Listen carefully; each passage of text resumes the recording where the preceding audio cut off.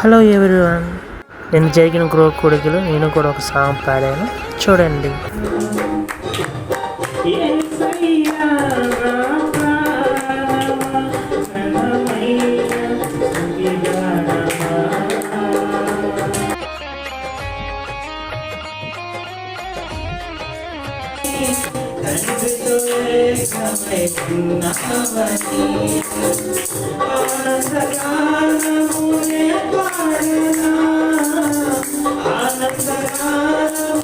అంటే ప్రేమ, ఐక్యత, వీరిద్దరిని చూసి చాలామంది నేర్చుకోవచ్చు.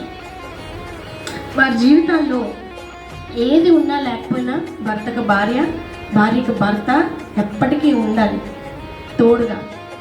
వీరి కుటుంబము అనేకులకి ఆదర్శం అని నేను చెప్తాను.